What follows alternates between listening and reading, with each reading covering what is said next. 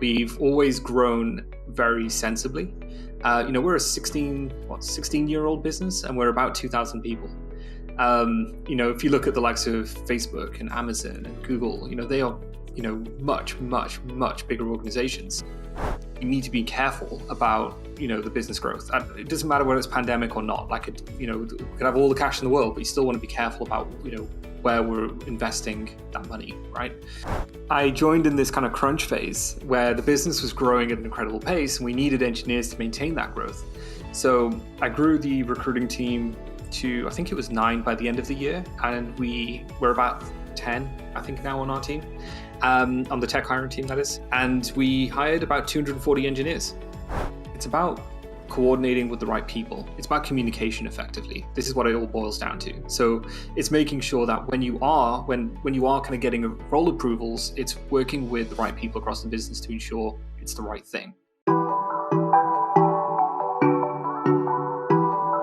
Hi all, good morning. So Amandeep has had a long day, so we'll try to keep things short. Amandeep is an experienced global recruiter with both agency and in-house experience. He has worked end-to-end recruitment and is well versed in areas of recruitment, from understanding the need for a hire and search and selection through offering and onboarding, which is the exciting part, and the work that is put into making sure that you find the right talent to the stage where they all sign the offer letter. And with a lot of people actually signing the offer letter, and ghosting is a problem that's currently being seen in the Great Resignation period. But let's welcome Amandeep on 10 Minutes of Hiring Wisdom, where he will tell us about how his experience has been recruiting and how things have changed, especially post-pandemic. Hi Amandeep, how are you doing today? Hello, I'm great, thank you. Thanks for having me on the call. Of course. So Amandeep, can you tell us about your journey? Absolutely, yes. So I think you covered a lot of it, but I started recruiting very shortly after I graduated, so I've been in the recruiting world for quite some time.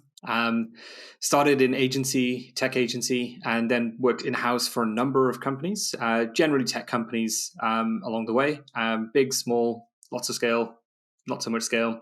And it's led to really where I'm at now. And I'm at Lendable. I'm at Automatic. Lendable was where I came from. I joined Automatic just over a year ago, and I joined as the director of technical recruiting. So my job is to look after the teams that do all of the technical hiring. I'm currently the interim head of talent. My boss is currently on a 3-month sabbatical. Okay. You get a paid 3-month sabbatical every 5 years. So this is her second sabbatical. Wow. So 10 years. So it's pretty cool. So she's trusted me with the keys, and I look after... My main job is really looking after all the hiring teams, making sure that we are providing the best experience possible, we're serving the business needs, and all around we are still managing to do a good job hiring. Okay, a lot of follow-up questions, but my first question would be, so I've spoken to a lot of people who got out of college, got into recruitment. It was essentially not their first choice and everything. So can you tell me a little about what got you into recruiting? And would love to understand where it came from for you. This is a great question, and I am another one of those statistics. I am definitely another person that fell into recruitment. I think through my journey, I've only ever met one person who wanted to work in recruiting before they graduated. It's an interesting one. No, I graduated around the time of the financial crash. So I had this vision of working in banking. So yes, I'm one of those people. I always wanted to be a banker. I wanted to work in, be a trader or, desk banker, one of those kinds of things. But the market wasn't right at that time. And a very good family friend of ours, their daughter was working in recruiting. I didn't know her, but I knew the family. And, she looked at my CV, saw that I'd been working in retail sales through my university. I worked through university, and said, "Hey, why don't you come into recruiting?" And that's where it started. I went in for an interview. It was a 1 interview process, literally called back the next day and got the job. And okay, you must have done something right. Well, agency recruitment, they look for the right traits, but they also, the first agency I worked for, great training. They had an excellent training program that really helped me to kind of learn what I call the recruiting 101s, the basics of recruiting, and still help me today. Okay, wow. So you are definitely another addition to the recruiters that I've spoken to who fell into this, but you decided to stick with it. A lot of people, because it's such a high pressure job, you come as in like, I think recruiters are given less credit just because there's so much pressure to this point where you contact a candidate for a job to the point where they actually sign up, and making sure that they actually show up is something that's so hard these days. So I think I'd love to understand your experience when it comes to recruitment. You've done in-house agency recruitment, you're working with a lot of companies. How has your experience been? Especially, what are some of the differences that you've seen due to the pandemic that have happened in recruitment? Oh, great question. So, yeah, I was working for a company called Lendable when the pandemic started, and this was an office-based role. We weren't remote. We were definitely in growth mode. I think when I joined, the company was valued at about 250 million. By the time I left, it was a billion, and so we continued our growth through the pandemic, which was incredible. It's the strength of fintechs, I guess, in the pandemic. But yeah, that was an interesting phase. I mean, I was head of people and talent at that company.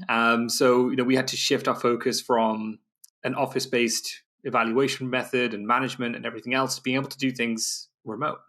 And at the same time, we were also looking to expand our engineering hiring beyond, never mind London, but beyond the UK. So, we were actually starting to look into Europe, looking to similar time zones so that we could have a wider reach, basically, for the great engineering talent we needed. And that was a direct result of the pandemic, really. So the pandemic meant that fewer people were looking for jobs, right? So we had to get a little bit more creative in terms of how we could find the talent we needed. We were pretty lucky in that we had done a lot of work pre-pandemic. So we had built up our brand. We were hosting meetups. We were doing a whole bunch of other work.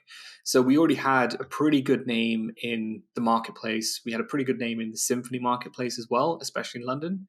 So as people were coming towards the middle and end of I say end, depends on where you are in the world, but towards the middle and end of the pandemic, it was much easier to kind of attract that talent because they knew where they wanted to go as soon as they were looking to move. At Automatic, it was a little bit different. I mean, I joined a year ago, so it's, I guess you can call that kind of mid-pandemic. I don't know what you want to call it, but we were in an interesting phase. I joined when there was 2 recruiters and a specialist. A specialist is kind of like a coordinator, but does a lot more. It's like a coordinator plus plus plus. Okay. But they don't do the sourcing. Like, they're not recruiters in that sense. So 2 recruiters and 1 specialist. And I think the team had made between 30 and 40 hires at that point. And our target was to get to at least 200 Okay. hires by the end of the year. So, yeah, I joined in this kind of crunch phase where the business was growing at an incredible pace and we needed engineers to maintain that growth. So I grew the recruiting team to, I think it was 9 by the end of the year. And we were about 10, I think, now on our team, on the tech hiring team, that is. And we hired about 240 engineers. So and the question, I guess, is how did we manage to do that through the pandemic? And one of the benefits of Automatic is that we are a distributed company, globally distributed. We're not just remote, right? We don't just look for people who can work around an office or around certain hours. Like, we hire literally without borders. There are a couple of exceptions, namely kind of the countries which the US has sanctioned, but generally we hire anywhere in the world. And we just look for the best talent that wants to be able to work with us. And pay is also the same. It's our compensation. It's a little bit more centralized with HR, so recruiters have less bias, and we're not involved in the compensation process, which is a unique kind of thing about us. But we also pay this, like, we pay in local currency, but we pay per job, not per location. So that's quite a unique thing about us as well. Mm-hmm. I love that. I think one of the missions of Solvable itself is to make sure that talent should not be constrained by the location. So I think, I mean, we've had so many cases in which talent that has 15 years of experience that might cost a client $300,000 a year would cost a similar price of half the price in India, just because of the currency differentiation that exists. So I love that your company specifically recognizes that and how it tries to remove biases, just because we're humans at the end of the day. Biases are likely to enter the process. So to making sure that you're actually taking control of those is something that's so important. So a very interesting question that I would like to ask is, a lot of companies went on this hiring spree during the pandemic because they were like, we need to hire. But a lot of those companies eventually started laying off people. Recently, today, the news for Caravana came in, it laid off 2,500 employees. So, how do you ensure that you hire the right amount of people that you don't have to let go at Excellent the end of the question. day? I've been very lucky in the sense that I've worked with, previously, I've worked with very sensible founders of businesses.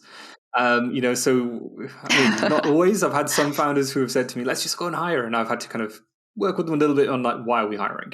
So I always ask that question. As a Yeah. recruiter, it's very easy to say, "Yeah, great, I've got all these jobs. Let's go and do some hiring," but I always ask the question, why? And it's a pertinent question to ask because we need to be careful about the business growth. It doesn't matter whether it's pandemic or not. We could have all the cash in the world, but you still want to be careful about where we're investing that money, right? So within Automatic, it's interesting. We are not in a position where we have overhired. We've always grown very sensibly. We're a 16-year-old business, and we're about 2,000 people. If you look at the likes of Facebook and Amazon and Google, they are, much, much, much bigger organizations. And not that much older, if not younger, than what we are. So we've always grown with a little bit more of an eye for caution. We're a profitable organization, and that comes with hiring sensibly. So we've been hiring a lot more over the last couple of years, not just pandemic related. It's because the business needs it. It's growth. We're expanding into new areas, not just regions of the world, but we're actually expanding into new business areas as well. And now it's how do we kind of keep an eye on that? It's about coordinating with the right people. It's about communication effectively. This is what it all boils down to. So it's making sure that when you are kind of getting role approvals, it's working with the right people across the business to ensure it's the right thing. Are we actually hiring this role to cover a skills gap, or are we just hiring this role for the sake of it? And that's not just for net new additions. That's also for whatever we want to call it, backfills, essentially, right? So when somebody leaves and you want to hire back that role, do you actually need to hire the same role again, or do you actually need a different set of skills because your team's doubled in size over the last 3 months? So that's always a question I ask people. But then looping in the right people across HR, around finance, around executive teams, right? So making sure that everybody's looped into how a business is growing. Okay, so communication and asking the right questions. I think that's so important, essentially because you don't want to bring in people and then fire them a month, 2, 3 months later, just because I think the mental burden that comes along with it is so bad. And I think in a way, in the world where digitization is such a common thing, one bad review about your company can cost you a lot. So I think companies definitely need to be careful about that. And I think your company specifically is doing a great job by asking the right questions, making sure that the process is as transparent. So Amandeep, thank you so much. Our time is up. We like to keep things short. It was a pleasure learning about you, your wonderful company, your journey, and how your company is fast growing and making sure that they hire talent wherever in the world despite location barriers. Thank you so much.